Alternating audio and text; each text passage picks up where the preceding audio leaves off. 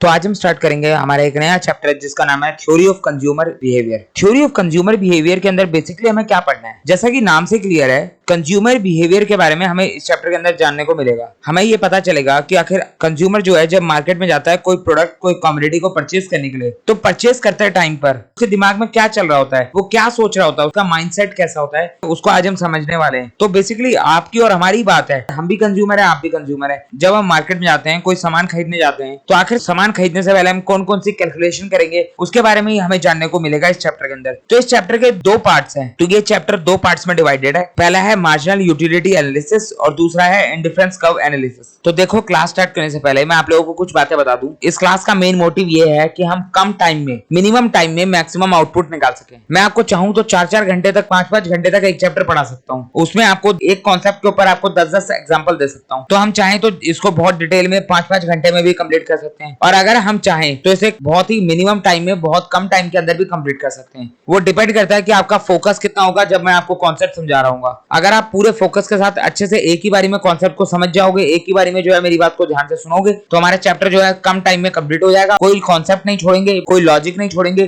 कुछ भी नहीं छोड़ेंगे, पूरा चैप्टर कंप्लीट करेंगे। बस मैं आपको इस क्लास के अंदर एक कॉन्सेप्ट एक ही बार समझाऊंगा। तो अगर आपको कोई कंफ्यूजन लगे तो आप वीडियो को बैक करके देख लेना, रिवाइंड करके देख लेना, दोबारा सुन लेना। तो अगर हम स्टार्ट करें हमारा chapter theory of consumer behaviour, तो यहाँ पर हमें कंज्यूमर के बिहेवियर को समझना है। तो कंज्यूमर के बिहेवियर को समझने से पहले हमें ये समझना जरूरी है कि कंज्यूमर कोई सामान को परचेस क्यों करता है, आखिर क्या जरूरत आ जाती है कि वो मार्केट में जाकर सामान परचेस करने जाता है। तो जरूरत सिंपली एक ही होती है हर कंज्यूमर की, हर ह्यूमन बीइंग की, कि उसको उस सामान की वांट होती है, उसको जरूरत है उस सामान की। तो इकोनॉमिक्स कहता है कि आपकी जो वांट होती है वो आपकी 3 चीजों से मिलकर बनती है, यानी 3 चीजें आपकी वांट को क्रिएट करती हैं: डिजायर, टेस्ट और मोटिव। डिजायर, हमें कोई चीज खरीदने की इच्छा है तो हमारी वांट जनरेट हो जाएगी। दूसरा टेस्ट, अगर हमें कोई चीज का टेस्ट पसंद है तो भी हमारी वांट जनरेट हो जाएगी। तीसरा मोटिव, अगर कोई सामान हम किसी पर्टिकुलर पर्पस से खरीद रहे हैं, कोई पर्टिकुलर रीजन की वजह से खरीद रहे हैं, तो उसकी वजह से भी हमारी वांट जनरेट हो सकती है। तो कोई सामान को या कोई कमोडिटी को खरीदने की हमारी वांट 3 चीजों की वजह से जनरेट हो सकती है: डिजायर, टेस्ट और मोटिव। अब वांट्स की अगर मैं बात करूं तो वांट्स के अंदर भी कई सारे फीचर्स होते हैं। सबसे पहला फीचर है वांट्स आर अनलिमिटेड। हमने पढ़ा था जब हम इकोनॉमिक्स का बेसिक कर रहे थे, तो वहां पर हमने समझा था कि वांट्स जो है वो अनलिमिटेड होती हैं, लेकिन जो हमारे रिसोर्सेज होते हैं जिससे हमारी वांट सेटिस्फाई होती है वो लिमिटेड होते हैं। वांट्स होती हैं वो सेटिएबल होती हैं। सेटिएबल का मतलब एबल टू सेटिस्फाई, हम हर वांट्स को सेटिस्फाई कर सकते हैं। कोई वांट ऐसी होती है जिसको आप सेटिस्फाई नहीं कर सकते, वो बात अलग है कि आपके पास रिसोर्सेज नहीं होते। बेसिकली हमारे इकोनॉमिक्स के अंदर प्रॉब्लम आ जाती है लिमिटेड रिसोर्सेज की, वरना हम अपने सारी वांट्स को सेटिस्फाई कर सकते थे। वांट्स तो हमारी सारी सेटिएबल होती हैं। अगर आपको भूख लगी है तो आप खाना खा लोगे, अगर आपको प्यास लगी है तो आप पानी पी लोगे, अगर आपको कार चाहिए तो आप कार परचेज कर लोगे। आपके पास बस रिसोर्सेज अवेलेबल होने चाहिए, आप जिस मर्जी चाहो उस वांट को सेटिस्फाई कर सकते हो। तीसरा हमारा वांट जो है कॉम्पिटिटिव होती है। हमारा सब्स्टिट्यूट गुड्स का एग्जांपल हमने डिमांड सप्लाई के अंदर पढ़ा था, सब्स्टिट्यूट कॉम्प्लीमेंट्री गुड्स। तो सब्स्टिट्यूट गुड्स कौन से होते हैं? जो एक के बदले दूसरा इस्तेमाल कर सकते हैं, यानी एक ना मिले तो आप दूसरे का इस्तेमाल कर सकते हो। कोक और पेप्सी, कोक ना मिले तो पेप्सी यूज कर लोगे, पेप्सी ना मिले तो कोक यूज कर लोगे। तो पेप्सी मिले या कोक मिले, चल जाएगा दोनों में से कोई भी। कॉम्प्लीमेंट्री गुड्स होते हैं हमारे, अगर हमें कार यूज करनी है तो हमें पेट्रोल भी चाहिए, एक के बिना दूसरे का कोई यूज नहीं है। तो यहाँ पर वांट्स जो है दोनों ही चीजों की है, कार की भी और पेट्रोल की भी। वांट्स जो है वो अल्टरनेटिव होती हैं, वांट्स अल्टरनेटिव तरीके से भी सेटिस्फाई हो सकती हैं। अगर आपको भूख लगी है तो आप अपनी भूख जो है कई चीजों से मिटा सकते हो सकता है आप रोटी खा लो, चावल खा लो, ब्रेड खा लो, फ्रूट्स खा लो, स्वीट्स खा लो, तो आपकी भूख तो किसी भी तरीके से मिट सकती है। बहुत अल्टरनेटिव तरीके हैं आपकी भूख को मिटाने के। तो अगर आपको प्यास लगी है तो आप पानी पी लो, या फिर जूस पी लो, या फिर कोल्ड ड्रिंक पी लो। आपके पास बहुत सारे तरीके हैं प्यास बुझाने के। तो वांट्स को सेटिस्फाई करने के हमारे पास बहुत तरीके होते हैं। Wants very with time, place and person. Wants जो है वो हमारी बदलती हैं टाइम के अकॉर्डिंग, प्लेस के अकॉर्डिंग, पर्सन के अकॉर्डिंग। अलग अलग समय पे हमारी वांट्स अलग अलग होती हैं, अलग अलग प्लेस पे हमारी वांट्स अलग अलग होती हैं, और हर पर्सन की अलग अलग वांट्स होती हैं। वांट्स जो है इन्फ्लुएंस होती है बाय एडवर्टाइजमेंट। तो वांट्स के अंदर ये सब फीचर्स होते हैं। तो वांट्स को बेसिकली इकोनॉमिक्स ने जो है 3 पार्ट्स में क्लासिफाई कर रखा है। क्लासिफिकेशन ऑफ वांट्स की अगर मैं बात करूं, पहली हमारी नेसेसरी, दूसरी हमारी कंफर्ट और तीसरी है हमारी लग्जरी।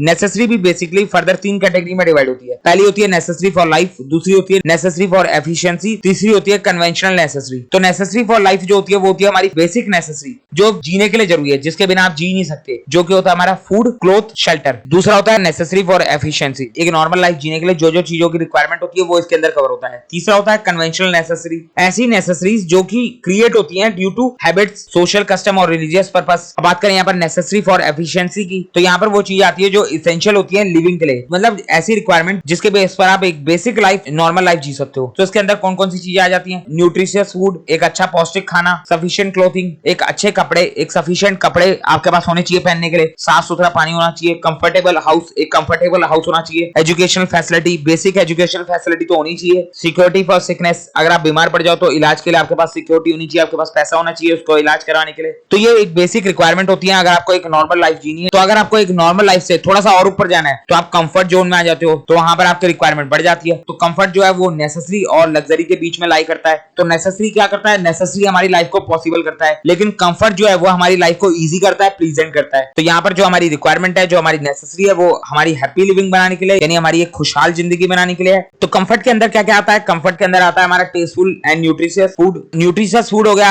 आपका नेसेसरी, लेकिन वही खाना अगर हमें टेस्टफुल मिल जाए, हमारे टेस्ट के अकॉर्डिंग हमें खाना मिल जाए, तो वो हमारा कंफर्ट के अंदर आ गया। वेल फर्निश्ड हाउस, घर मिल जाए तो हमारा नेसेसरी है, लेकिन एक वेल फर्निश्ड घर मिल जाए तो वो हमारा कंफर्ट है। Clothing to suit various occasion, अगर हमें क्लोथ मिल जाए तो वो हमारा नेसेसरी है, लेकिन ओकेजन के अकॉर्डिंग हमें अलग अलग कपड़े मिल जाए तो वो हमारा कंफर्ट है। आजकल तो कई और चीजें कंफर्ट के अंदर आ गई। नेटफ्लिक्स का सब्सक्रिप्शन ले लो, कंफर्ट है आपके लिए। आराम से बैठ के जो आप मूवीज देख रहे हो, वेब सीरीज देख रहे हो, आजकल तो एक फोन घुमाओ, ऐप डाउनलोड करो, आपका मनपसंद खाना आपके घर पे। तो होम डिलीवरी का ऑप्शन भी आपके पास ओपन हो चुका है। अगर आपको होटल का खाना खाना है तो आपको बाहर जाने की जरूरत नहीं है, आप घर में ही होटल का खाना मंगवा सकते हो। तो ये सब आपके कंफर्ट्स के अंदर आते हैं। इससे आपकी लाइफ इजी और हैप्पी बनती है। अगर आप कंफर्ट से भी आगे बढ़ोगे तो आप पहुंचोगे लग्जरी पे। लग्जरी मतलब ऐसी वांट्स जो सुपरफ्लुअस होती हैं या फिर मैं कहूं एक्सपेंसिव होती हैं। ये जीने के लिए जरूरी नहीं है, नॉट एसेंशियल फॉर लिविंग, लेकिन ये हमारा एक स्टेटस बनाती है। एक स्टेटस सिंबल के लिए लग्जरी गुड्स का इस्तेमाल करा जाता है। इसके अंदर कौन कौन से गुड्स आते हैं? Costly dress, ornaments, very rich food, air condition car, big bungalow, many domestic servants. तो इन सब से आपकी एक लग्जरी लाइफ बन जाती है। ये सब आपकी लग्जरी वांट्स है। तो वांट्स जो है हमारी 3 कैटेगरी में डिवाइड करी है यहाँ पर, नेसेसरी, कंफर्ट और luxury. The classification of wants into necessary, comfort and luxury is not absolute and rigid. Classification जो यहाँ पर करा गया है नेसेसरी, कंफर्ट और लग्जरी का, वो एब्सोल्यूट और रिजिड नहीं है। हम चाहे तो किसी और तरीके से भी गुड्स का क्लासिफिकेशन कर सकते हैं, गुड्स को अलग अलग कैटेगरीज में बांट सकते हैं। ये डिपेंड करता है हमारे हैबिट्स के ऊपर, टेस्ट के ऊपर, इनकम के ऊपर, क्लाइमेट के ऊपर और सोशल एनवायरनमेंट के ऊपर। तो अभी तक हमने इस चैप्टर के अंदर वांट्स के बारे में जान लिया। तो वांट्स हमारा एक बेसिक कॉन्सेप्ट है इस चैप्टर का। अब हम चलते हैं इस चैप्टर के मेन टॉपिक्स के ऊपर। तो सबसे पहला पॉइंट है हमारा कॉन्सेप्ट ऑफ यूटिलिटी। तो अगर हम बात करें कॉन्सेप्ट ऑफ यूटिलिटी की, तो यूटिलिटी आखिर होता क्या है? तो अगर यूटिलिटी को समझने की हम कोशिश करें तो यूटिलिटी का मतलब होता है अमाउंट ऑफ एंटीसिपेटेड सेटिस्फेक्शन। मतलब जब कोई कंज्यूमर किसी कमोडिटी को कंज्यूम करता है तो उससे मिलने वाली जो सेटिस्फेक्शन होती है वो हमारी यूटिलिटी कहलाती है। लेकिन ये सेटिस्फेक्शन एंटीसिपेटेड सेटिस्फेक्शन है, यानी एक्चुअल सेटिस्फेक्शन नहीं है। मैं आपको एग्जांपल देता हूं, आप ध्यान से सुनो। अगर मान लो आपको बहुत ज्यादा प्यास लगी है, जैसे ही हम पहला गिलास पानी का पीते हैं हमें जो उससे सेटिस्फेक्शन मिलता है वो बहुत ज्यादा होता है। उस सेटिस्फेक्शन को आप शब्दों में तो डिफाइन नहीं कर सकते, वर्ड्स में तो डिस्क्राइब नहीं कर सकते, लेकिन इकोनॉमिक्स कहता है कि आप ऐसा कर सकते हो। इकोनॉमिक्स आपको एक टर्म देता है जिसमें आप अपनी उस सेटिस्फेक्शन को डिफाइन कर सकते हो, और वो टर्म होता है यूटिलिटी। तो पानी पीने से आपको जो सेटिस्फेक्शन मिला, तो उस सेटिस्फेक्शन को आप यूटिलिटी में डिफाइन कर सकते हो। एक और एग्जांपल देता हूं, आप मार्केट में घूम रहे हो, आपको बहुत ज्यादा भूख लग रही है और सामने आपको समोसे की दुकान दिखी। वहां जो है गरम गरम समोसे तले जा रहे हैं, निकाले जा रहे हैं, और आपको समोसे पसंद भी है। तो आप फटाफट जल्दी जल्दी उस दुकान की तरफ भागोगे। तो आपके दिमाग में क्या चला उस टाइम पर? फटाफट समोसे लेता हूं, खाता हूं और अपनी भूख मिटाता हूं, मतलब सेटिस्फेक्शन लेता हूं। समोसे खाने के बाद आपको सेटिस्फेक्शन मिल जाएगी, लेकिन एक सेटिस्फेक्शन आपको समोसे खाने से पहले भी मिली है, और वो कौन सी सेटिस्फेक्शन है? वो है एंटीसिपेटेड सेटिस्फेक्शन। जब आप समोसे की दुकान की तरफ भागे तो आप क्यों भागे? क्योंकि आपको पता था कि ये समोसे जो है मेरे फेवरेट है, मुझे भूख लग रही है, इसको मैं खाऊंगा तो मेरे को सेटिस्फेक्शन मिलेगी, मेरी भूख मिट जाएगी। तो आपने एक एंटीसिपेटेड सेटिस्फेक्शन ले लिया। आपको जो है एक्सपेक्टेड सेटिस्फेक्शन हो गई पहले की, अगर मैं इसको खा लूं तो मेरी इतनी भूख मिट जाएगी, मुझे इतना सेटिस्फेक्शन मिल जाएगा। समोसे दिख तो बड़े टेस्टी रहे थे, समोसा खाने से पहले आपका सेटिस्फेक्शन लेवल बहुत हाई था कि समोसे इतने बढ़िया दिख रहे हैं, ये समोसा खाने के बाद तो मुझे बड़ा मजा आने वाला है। आपका एंटीसिपेटेड सेटिस्फेक्शन लेवल बहुत हाई था। तो अगर आपसे उस टाइम पे पूछा जाए समोसा खाने से पहले कि आपको ये समोसा खाने के बाद कितना सेटिस्फेक्शन मिलने वाला है, और बोला जाए कि आपको इसको रेटिंग देनी है, कितनी रेटिंग दोगे? जैसे आप मूवीज को रेटिंग देते हो कि मूवी देखने से पहले मुझे लगता था कि ये मूवी इतनी अच्छी होगी, लेकिन मूवी देख के आने के बाद मुझे लगा कि मूवी यार ज्यादा अच्छी नहीं थी। तो मूवी देखने से पहले आपकी उम्मीदें बहुत ज्यादा होती हैं, देख के आने के बाद या तो मूवी अच्छी होगी या तो बेकार होगी। अगर मूवी अच्छी होती है तो आपने जितनी एंटीसिपेटेड सेटिस्फेक्शन करी होती है उससे ज्यादा आपको सेटिस्फेक्शन मिल जाती है, और अगर मूवी खराब होगी तो आपकी एंटीसिपेटेड सेटिस्फेक्शन से कम आपको एक्चुअल सेटिस्फेक्शन मिलती है। तो वहां पर भी आप रेटिंग देते हो नंबर्स में। यहाँ पर भी अगर आपसे पूछा जाए कि बताओ कि आपको समोसा खाने के बाद कितना सेटिस्फेक्शन मिलेगा, तो बढ़िया बढ़िया समोसा देख रहे हो, आपको भूख भी बहुत ज्यादा लगी है, तो उस टाइम पर आपका एंटीसिपेटेड सेटिस्फेक्शन लेवल बहुत हाई होगा। आप कहोगे मैं तो इसे 10 में से 10 की रेटिंग देता हूँ, 10 में से 9 की रेटिंग देता हूँ। लेकिन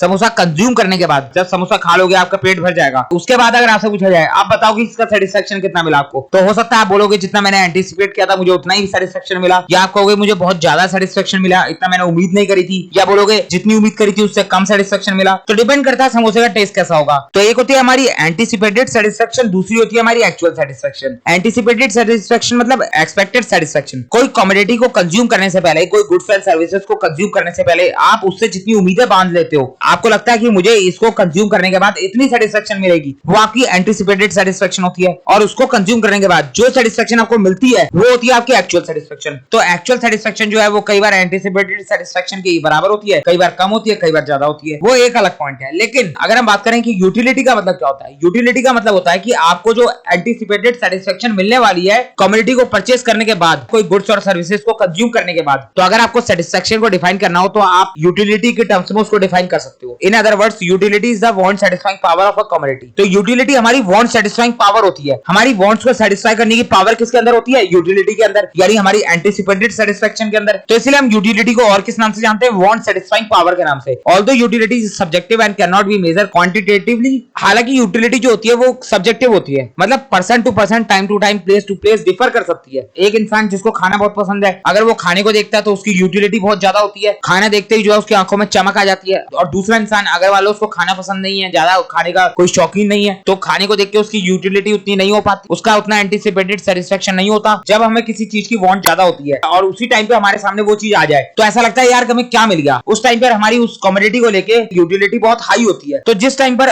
जिसकी वांट आपको ज्यादा होगी आपको उससे यूटिलिटी भी ज्यादा मिलेगी। तो यूटिलिटी सब्जेक्टिव होती है। और यूटिलिटी को डिफाइन करना, यूटिलिटी क्या है? सेटिस्फेक्शन। सेटिस्फेक्शन को आप कैसे डिफाइन करोगे? सेटिस्फेक्शन को डिफाइन करना बड़ा मुश्किल है, लेकिन इकोनॉमिक्स ने हमें सेटिस्फेक्शन डिफाइन करने का भी एक टूल दे दिया। इकोनॉमिक्स ने हमें बोला कि आप अपनी सेटिस्फेक्शन को, प्लेजर को डिफाइन कर सकते हो किसमें? यूटिल्स के टर्म में। जिस तरीके से हमें अगर डिस्टेंस को मेजर करना हो तो हम किलोमीटर में मेजर करते हैं, हमें वेट को मेजर करना हो तो हम ग्राम, किलोग्राम में मेजर करते हैं। उसी तरीके से इकोनॉमिक्स ने आपको एक टूल दे दिया, मेजरिंग टूल दे दिया, कि अगर आपको अपनी सेटिस्फेक्शन को, अपनी यूटिलिटी को, अपने प्लेजर को मेजर करना है तो आप यूटिल्स के टर्म में मेजर कर सकते हो। तो यूटिल्स हमारे सामने एक ऐसा मेजरिंग टूल है जिससे हम अपनी एंटीसिपेटेड सेटिस्फेक्शन यानी अपनी यूटिलिटी को मेजर कर सकते हैं। मैं आपको एग्जांपल देता हूं। अगर मान लो आपको जो है चॉकलेट खाने का बहुत मन कर रहा है, तो आप मार्केट से जो है बहुत सारी चॉकलेट लेके आ गए। तो जब आप पहली चॉकलेट कंज्यूम करोगे आपको जो सेटिस्फेक्शन मिलेगा उस सेटिस्फेक्शन को आप यूटिल्स में डिफाइन कर सकते हो। आपको मेजरिंग टूल मिल गया, तो पहली चॉकलेट कंज्यूम करते ही आपको कितना सेटिस्फेक्शन मिला? 30 यूटिल्स का। वहीं आपने दूसरी चॉकलेट कंज्यूम करी तो आपको सेटिस्फेक्शन कितना मिला? 25 यूटिल्स का। तीसरी चॉकलेट कंज्यूम करी, आपको सेटिस्फेक्शन मिला 20 यूटिल्स का। तो पहली चॉकलेट खाने से ज्यादा सेटिस्फेक्शन मिला 30 का, दूसरे से 25 का मिला और तीसरे से और कम मिला 20 का। अब ये क्यों हुआ? क्योंकि जब आपको चॉकलेट खाने का मन था और आपने पहली चॉकलेट खाई, आपने उससे एंटीसिपेटेड सेटिस्फेक्शन बहुत ज्यादा लगा रखी थी कि यार मेरा मन था, मुझे मिल गई। तो पहली चॉकलेट खाते समय आपकी एंटीसिपेटेड सेटिस्फेक्शन बहुत ज्यादा होगी, आपको उस चॉकलेट से सेटिस्फेक्शन मिलने की बहुत ज्यादा उम्मीद है, तो आप उसको खाओगे तो आपको बहुत अच्छा लगेगा, बहुत अच्छा महसूस होगा। तो आपको जो उससे जो सेटिस्फेक्शन मिलेगा वो बहुत ज्यादा होगा। सबसे हाई सेटिस्फेक्शन होता है जब हम किसी कमोडिटी का पहला यूनिट कंज्यूम करते हैं। पहला यूनिट कंज्यूम करते समय हमारी यूटिलिटी बहुत हाई होती है। तो पहली चॉकलेट से हमें 30 यूटिल्स की सेटिस्फेक्शन मिली, तो एक चॉकलेट हम खा चुके हैं। अब दूसरी चॉकलेट हम खाएंगे तो हमें उतनी सेटिस्फेक्शन तो मिलने नहीं वाली। पहली चॉकलेट का मजा ही अलग है। दूसरी चॉकलेट हम खाएंगे, सेटिस्फेक्शन इसमें भी मिलेगा लेकिन कम मिलेगा, पहले के मुकाबले कम मिलेगा। तीसरी चॉकलेट हम खाएंगे, दो हम ऑलरेडी खा चुके हैं, तो तीसरी चॉकलेट भी खाने का मन है तो चलो खा लेते हैं, लेकिन इससे मिलने वाला सेटिस्फेक्शन थोड़ा और कम होगा। तो तीसरी चॉकलेट खाने के बाद हमें 20 यूटिल्स का सेटिस्फेक्शन मिला। ये ठीक वैसा ही है जब आपको बहुत ज्यादा प्यास लगती है तो आप पहला ग्लास पानी का पीते हो तो उससे मिलने वाला सेटिस्फेक्शन बहुत हाई होता है। दूसरा ग्लास पानी का पीते हो तो उससे मिलने वाला सेटिस्फेक्शन कम होता है पहले के मुकाबले। तीसरा ग्लास पानी का पीते हो तो उससे मिलने वाला सेटिस्फेक्शन दूसरे के मुकाबले भी कम होता है। तो ये तो होता ही है। तो जब हमारी रिक्वायरमेंट बहुत ज्यादा होती है तो उस समय पर हमें सेटिस्फेक्शन बहुत ज्यादा मिलता है, तो हमारी यूटिलिटी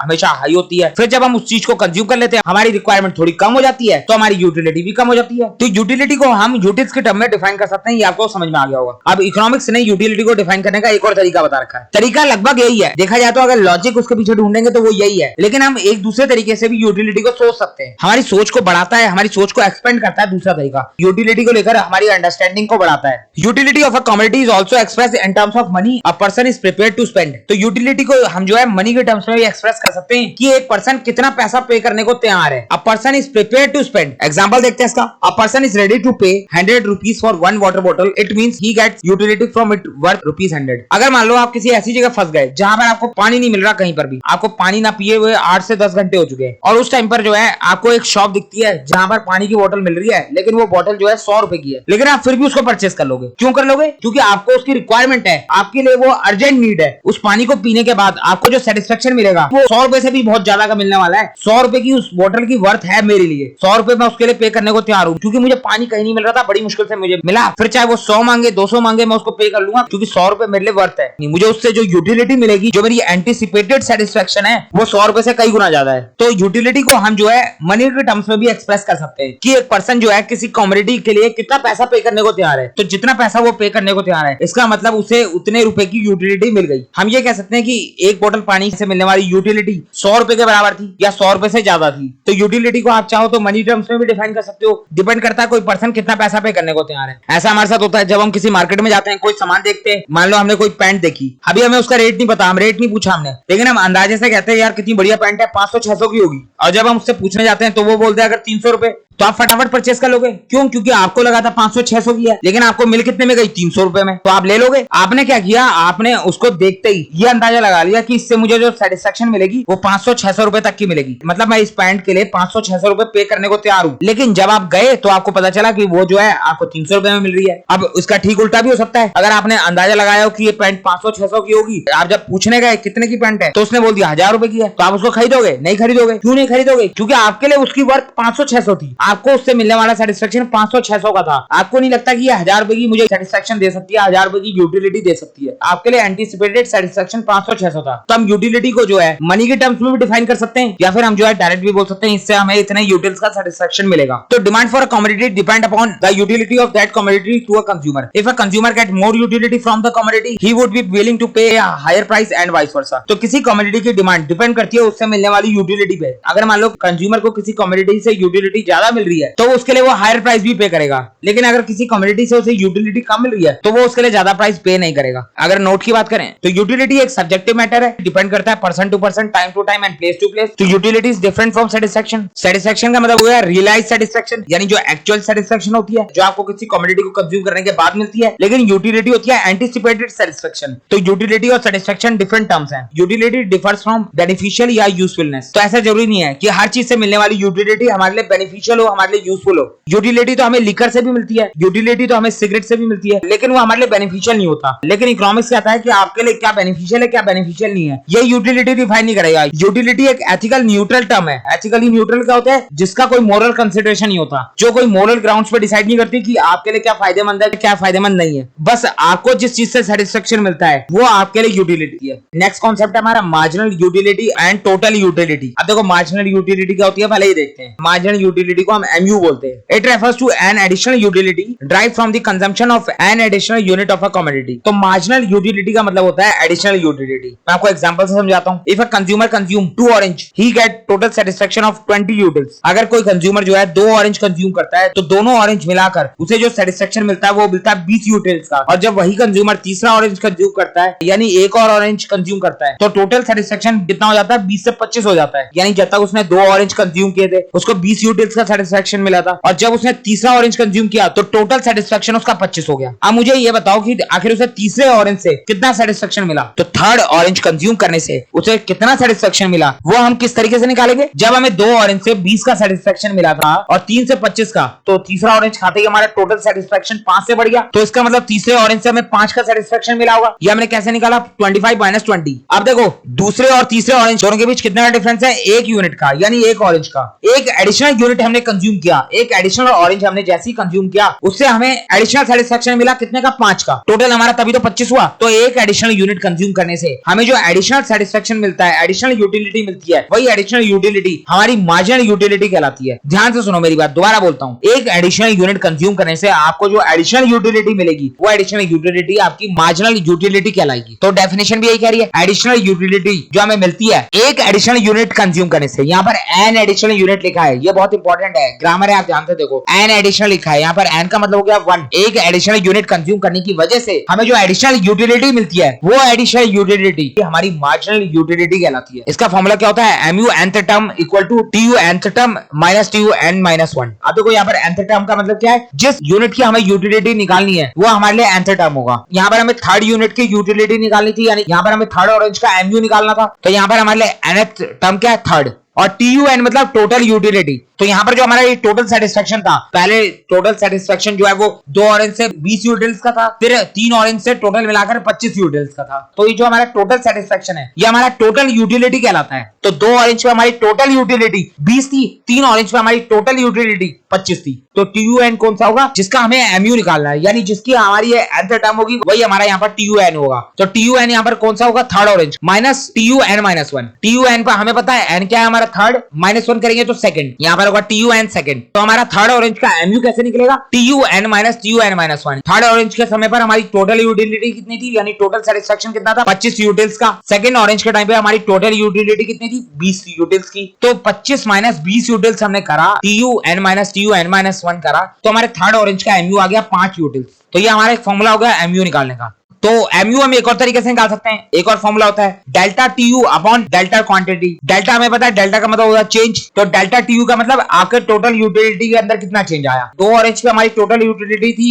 20, 3 ऑरेंज कंज्यूम करने के बाद हमारी टोटल यूटिलिटी हो गई 25। टोटल यूटिलिटी के अंदर कितने का चेंज आया? 5 का। टोटल सेटिस्फेक्शन के अंदर 5 का चेंज है, पहले 20 थी फिर 25 हो गई। तो चेंज कितना है TU के अंदर? 5 का, अपॉन में चेंज इन क्वांटिटी। अब ये बताओ क्वांटिटी के अंदर कितना चेंज आया? पहले हम 2 ऑरेंज कंज्यूम कर रहे थे, फिर हमने 3 ऑरेंज कंज्यूम किए, 2 से 3 पे गए, 1 का चेंज है, तो चेंज इन क्वांटिटी कितना है? 1। तो change in TU upon change in quantity, change in TU कितना है? 5 का, चेंज इन क्वांटिटी 1 है, 5 अपॉन 1 5। तो इस फॉर्मूले से भी हमारा आंसर 5 आ गया, 5 यूटिल्स। तो MU चाहे हम ऐसे निकाल लें चाहे ऐसे निकाल लें, बात एक ही होती है। लेकिन जो ये TUN वाला फॉर्मूला है ये हर जगह अप्लाई नहीं होता। आगे हम देखेंगे प्रैक्टिकल क्वेश्चन करके कि कहां पर कौन से केस में ये फॉर्मूला अप्लाई नहीं होता। ये जो डेल्टा वाला है ये तो हर जगह अप्लाई होगा, तो हम देखेंगे आगे कहां पर अप्लाई होगा कहां पर नहीं होगा। अगर बात करें टोटल यूटिलिटी की तो हमें समझ में आ चुका है, it is the sum total of utility, जो हमें मिलती है किससे? Drive from consumption of all the units of a commodity. If a consumer consume 2 units of commodity, first unit give satisfaction of 10 utils while the second unit give satisfaction of 9 utils. तो अगर कोई consumer 2 units consume करता है, पहले unit से उसे 10 utils की satisfaction मिलती है, दूसरा यूनिट कंज्यूम करने से उसे 9 यूटिल्स की सेटिस्फेक्शन मिलती है। तो अगर हमें टोटल यूटिलिटी निकालनी हो तो हम क्या करेंगे? पहले यूनिट से मिलने वाली सेटिस्फेक्शन और दूसरे यूनिट से मिलने वाली सेटिस्फेक्शन को ऐड कर देंगे। पहले यूनिट से 10 की सेटिस्फेक्शन मिली और दूसरे से 9 की, तो 10 प्लस 9 19। तो यहाँ पर हमें इंडिविजुअल यूनिट की सेटिस्फेक्शन दे रखी थी, लेकिन ऊपर जब हम बात करें तो यहाँ पर हमें टोटल यूटिलिटी बता रखी थी और हमें निकालनी थी मार्जिनल यूटिलिटी। लेकिन नीचे क्या कर रखा है? नीचे उल्टा कर रखा है इसका, हमें मार्जिनल यूटिलिटी दे रखी है, यानी पर्टिकुलरली बता रखा है कि हर यूनिट से मिलने वाली सेटिस्फेक्शन हमारी कितनी है और हमें टोटल यूटिलिटी निकालनी है, तो हमें इन सबको ऐड करना पड़ेगा। 10 प्लस 9 टोटल यूटिलिटी आ गई हमारी 19। तो हमने कैसे निकाली है? फॉर्मूला क्या होता है इसका? MU1 plus MU2 plus MU3, इसी तरीके से एंड टर्म तक जाते जाएंगे, यानी हर एक यूनिट से मिलने वाली यूटिलिटी को ऐड करते चल रहे हैं। टेबल के थ्रू समझते हैं MU और TU को और अच्छे से। Mango consume by Sohan. Sohan जो है यहाँ पर मैंगो खाएगा, आम खाएगा सोहन। आम तो सभी को पसंद होते हैं, टोटल उसने 7 आम खाए और सभी आम से मिलने वाला सेटिस्फेक्शन उसने बता रखा है। जब सोहन ने पहला आम खाया तो उससे उसे 10 यूटिल्स का सेटिस्फेक्शन मिला, दूसरा आम खाया तो उसे 8 यूटिल्स का सेटिस्फेक्शन मिला, तीसरा आम खाया तो उसे 5 यूटिल्स का सेटिस्फेक्शन मिला। धीरे धीरे उसका सेटिस्फेक्शन कम होता जा रहा है। सीधी बात है, पहला आम खाएगा तो सेटिस्फेक्शन लेवल बहुत हाई होगा, दूसरा खाएगा तो थोड़ा कम हो जाएगा, पहला खा चुका है, तीसरा खाएगा तो थोड़ा और कम हो जाएगा। धीरे धीरे उसके आम की रिक्वायरमेंट जो है कम होती जा रही है। चौथा आम खाया तो उसे 2 यूटिल्स का सेटिस्फेक्शन मिला, पांचवा आम उसे खाने का मन नहीं था, उसने जैसे तैसे खाया तो उसे 1 यूटिल्स का सेटिस्फेक्शन मिला। फिर उसने छठा आम भी खा लिया, छठा आम खाया तो उसे कोई भी सेटिस्फेक्शन नहीं मिला। फिर जब उसने 7वां आम खाया, सेटिस्फेक्शन तो छोड़ो, जो खाया वो भी निकल गया क्योंकि ये ओवर ईटिंग हो गई। 7वां आम उसे नहीं खाना चाहिए था। 6 आम खाने तक उसको फुल सेटिस्फेक्शन मिल गया था, अब उसे 7वां आम नहीं खाना चाहिए था। तो यहाँ पर हम देख रहे हैं हमारी यूटिलिटी जो है वो धीरे धीरे कम होती जा रही है, हमारा सेटिस्फेक्शन लेवल धीरे धीरे कम होता जा रहा है। तो अगर हम टोटल यूटिलिटी निकालें तो पहले आम से मिलने वाली यूटिलिटी कितनी थी? 10 की। टोटल यूटिलिटी भी 10 होगी। दूसरे आम से मिलने वाली सेटिस्फेक्शन कितनी थी? 8 यूटिल्स। तो अगर हम टोटल निकाले पहली और दूसरी को मिलाकर तो टोटल हमें 2 आम खाने के बाद 18 यूटिल्स की सेटिस्फेक्शन मिली। हमने क्या किया? 10 और 8 को ऐड कर लिया, 18। फिर तीसरा आम हमने खाया, कितनी सेटिस्फेक्शन मिली? 5 यूटिल्स की। अगर हम टोटल यूटिलिटी निकालें तीनों आम की, 3 आम खाने के बाद हमें कितनी मिली? हमने 18 में 5 और ऐड कर लिया, अब 23 हो गया। हम कह सकते हैं तीनों आम खाने के बाद हमें जो टोटल यूटिलिटी मिली, टोटल सेटिस्फेक्शन मिला वो 23 यूटिल्स का मिला। चौथा आम खाने के बाद हमें 2 यूटिल्स की सेटिस्फेक्शन मिली, तो हमने 23 में 2 ऐड कर लिया, 25 हो गया। पांचवें में 1 मिली, 25 में 1 ऐड कर लिया, 26 हो गया। छठा आम खाने के बाद 0 की यूटिलिटी मिली, हमें कोई एडिशनल सेटिस्फेक्शन मिली नहीं, 0 यूटिल्स की सेटिस्फेक्शन मिली, तो यहाँ पर 26 में 0 ऐड होगा, 26 ही आएगा। फिर जब 7वां आम खाया हमारा सेटिस्फेक्शन नेगेटिव में चला गया, तो 26 माइनस 3 करेंगे, 23 आ गया। तो TU हमारा निकल जाएगा। अब MU की अगर बात करूं तो MU कैसे निकालेंगे? MU का फॉर्मूला हमारे सामने था TUN माइनस TUN माइनस 1। तो TUN निकालेंगे, पहला यूनिट कंज्यूम किया तो TU 10 है, तो पहले यूनिट पे MU भी 10 ही होगा। फिर सेकंड यूनिट हम कंज्यूम करेंगे, TU हमारा सेकंड यूनिट पे कितना है? 18। हमें सेकंड यूनिट का MU निकालना है। कैसे निकालेंगे? सेकंड यूनिट का TU माइनस फर्स्ट यूनिट का TU, तो 18 माइनस 10 8 आ गया। उसी तरीके से हम थर्ड यूनिट का MU निकालेंगे। थर्ड यूनिट का TU क्या है? 23 माइनस TUN माइनस 1 यानी 18। 23 माइनस 18 5 आ गया। उसी तरीके से फोर्थ यूनिट का निकालेंगे, 23 माइनस 3 2 आ गया। फिफ्थ यूनिट का 26 माइनस 5 1 आ गया। 6 यूनिट 26 माइनस 26 0 आ गया, 23 माइनस 26 माइनस 3 आ गया। तो एमयू भी हमारा निकल जाएगा। टीयू और एमयू को थोड़ा और डिटेल में देखें तो हमारे सामने इसके 3 रिलेशनशिप निकल के आते हैं। पहला, TU increase when MU is positive. तो एमयू जब तक पॉजिटिव है, एमयू यहां तक पॉजिटिव है, एमयू जो है 10 से पॉजिटिव होते होते यहां तक पॉजिटिव है, इसके बाद तो 0 हो गया, फिर -3 हो गया। तो यहां तक एमयू पॉजिटिव है, जब तक एमयू पॉजिटिव है टीयू जो है इंक्रीज कर रहे हैं। आप देखो यहां पर टीयू जो है यहां तक इंक्रीज कर रहा था, टीयू हमारा इंक्रीज कर रहा था। तो जब तक एमयू पॉजिटिव होता है टीयू हमारा इंक्रीज करता है। फिर जब एमयू 0 हो जाता है तो टीयू हमारा मैक्सिमम हो जाता है। एमयू यहाँ पर 0 है तो टीयू हमारा मैक्सिमम है। जैसे ही हमारा एमयू नेगेटिव हो जाता है, एमयू हमारा नेगेटिव में चला गया, टीयू हमारा फॉल करना शुरू कर जाता है, क्योंकि टीयू जो है वो एमयू की वजह से बढ़ता है। एमयू का मतलब क्या होता है? एमयू का मतलब होता है एडिशनल यूनिट से मिलने वाली यूटिलिटी। तो एडिशनल यूनिट से जितनी यूटिलिटी मिलेगी वही तो टीयू में जाके ऐड होती है। तो जब एमयू नेगेटिव हो जाएगा तो टीयू तो अपने आप ही कम होना शुरू हो जाएगा। तो हम कहते हैं TU falls when MU is negative. तो ये 3 रिलेशन निकल के आते हैं इस टीयू और एमयू का एनालिसिस करने से। अब इसका ग्राफ देखें तो हम इसका ग्राफ किस तरीके से बनेगा टीयू और एमयू का। अभी देखो relationship between TU and MU, यहाँ पर टीयू एमयू लिखा हुआ है, यहाँ पर यूनिट्स कंजम्पशन लिखा हुआ है। पहले इसको ध्यान से समझो, ये जो ऊपर वाला कर्व जा रहा है ये हमारा टीयू का कर्व है, और जो नीचे वाला कर्व जा रहा है ये हमारा एमयू का कर्व है। टीयू हमारा बढ़ता जा रहा है, एमयू हमारा कम होता जा रहा है। मार्जिनल यूटिलिटी हमारी कम होती जा रही है, टोटल यूटिलिटी हमारी बढ़ती जा रही है। एमयू और टीयू दोनों एक ही पॉइंट से स्टार्ट होते हैं। आप देखो यहाँ पर एमयू 10 से स्टार्ट हुआ था, टीयू भी 10 से स्टार्ट हुआ था, दोनों 10 से स्टार्ट हुए थे। उसके बाद एमयू कम होता गया, टीयू इंक्रीज होता गया। आप इसको ग्राफ में प्लॉट करो एमयू और टीयू को, तो एमयू हमारा नीचे की तरफ जाता जाएगा, टीयू हमारा ऊपर की तरफ जाता जाएगा। लेकिन यहाँ पर देखो आप 6 यूनिट पे हमारा एमयू 0 था और टीयू हमारा मैक्सिमम था। टीयू हमारा 26 था, एमयू हमारा 0 था। और जब टीयू मैक्सिमम होता है उसको हम बोलते हैं पॉइंट ऑफ सैटिस्फैक्शन, या फिर हम उसको बोलते हैं फुल सैटिस्फैक्शन। कंज्यूमर को यहाँ पर फुल सैटिस्फैक्शन मिल गया, ये पॉइंट हमारा फुल सैटिस्फैक्शन का होता है जब हमारा टीयू मैक्सिमम होता है और एमयू हमारा 0 होता है। उसके बाद क्या होगा, एमयू हमारा नेगेटिव में जा रहा है और टीयू हमारा फॉल कर रहा है। तो इस तरीके से आप जो है ये टीयू और एमयू का रिलेशन समझा सकते हो ये ग्राफ तैयार करके। अगर मैं रिलेशन की बात करूं, रिलेशनशिप बिटवीन टीयू और एमयू की, तो वही बात यहाँ पर दी हुई है, TU increase MU decrease, TU maximum MU 0। इस पॉइंट को हम फुल सैटिस्फैक्शन पॉइंट भी बोलते हैं या फिर जो हम सैचुरेशन पॉइंट भी बोलते हैं। और जब टीयू डिक्रीज करता है तो एमयू नेगेटिव हो जाता है। अब देखो यहाँ पर फर्स्ट पॉइंट के अंदर लिखा हुआ है टीयू इंक्रीजेस, टीयू बढ़ेगा लेकिन डिमिनिशिंग रेट से बढ़ेगा, यानी डिक्रीजिंग रेट से बढ़ेगा। देखो यहाँ पर टीयू इंक्रीज कर रहा है 10, 18, 23, टीयू इंक्रीज तो कर रहा है लेकिन डिक्रीजिंग रेट से इंक्रीज कर रहा है, डिमिनिशिंग रेट से इंक्रीज कर रहा है। पहले 8 से इंक्रीज करा, फिर 5 से इंक्रीज करा, फिर 2 से इंक्रीज करा, फिर 1 से इंक्रीज करा, यानी धीरे धीरे इसका इंक्रीजिंग रेट जो है वो कम होता जा रहा है। क्यों? क्योंकि हमारा एमयू कम हो रहा है, एमयू की वजह से तो टीयू इंक्रीज कर रहा है, एमयू जो है डिक्रीज होता जा रहा है, जिसकी वजह से टीयू भी डिक्रीजिंग रेट से इंक्रीज कर रहा है। तो अगर इस नोट को देखें, नोट क्या कह रहा है, utility is also known as satisfactory. तो और टोटल यूटिलिटी को हम फुल सैटिस्फैक्टरी भी बोलते हैं और मार्जिनल यूटिलिटी को हम मार्जिनल सैटिस्फैक्टरी भी बोलते हैं। तो आपके एग्जाम में आ सकता है ऑब्जेक्टिव टाइप क्वेश्चन के अंदर, तो एक बार इसको देख लेना। तो अगर हम टीयू और एमयू के कुछ न्यूमेरिकल करें तो किस तरीके से होगा, आपके एग्जाम में इस टाइप के क्वेश्चन आ चुके हैं।